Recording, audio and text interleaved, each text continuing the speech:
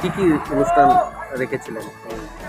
আমাদের এই কর্মসূচিটা মানে এই বছরের আগের বছরও হয়েছিল, এবছরে আরেকটু বাড়ানো হয়েছে।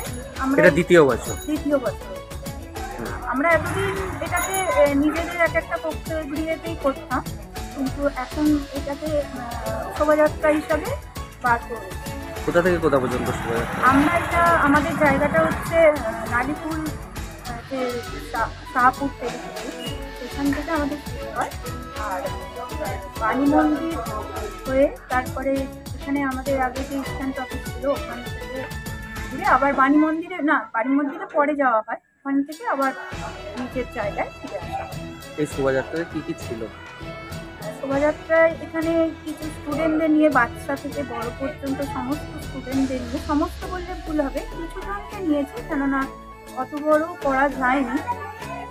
তো কিছু জনকে নিয়ে আমরা, আর অভিভাবকরা আমাদের অনেক এটা সাপোর্ট করেছে, আর আমাদের সমস্ত যারা গ্রুপের কমিটির মেম্বার আছেন তারাও অনেক সাপোর্ট করেছে।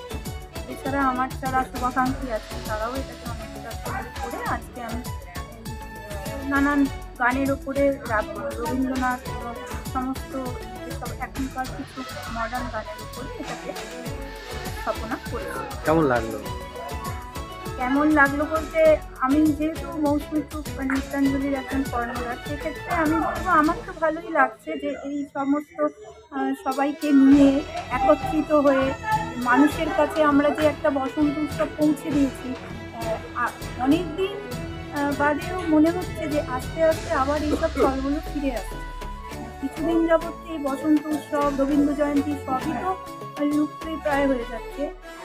এই ধারাবাহিকতাটা আবার ফিরে আসছে নতুন করে, সবাই এরকম এই আস্তে আস্তে এটাকে দেখছি নতুন করে তৈরি করতে চলেছে বসন্ত উৎসব। সেই দিক থেকে বলবো সবাইকে নিয়ে, আমার সমস্ত পরিবারটাকে নিয়ে ভালোই লাগে। আপনার নাম? আমার নাম মৌসুমী চন্দ্র।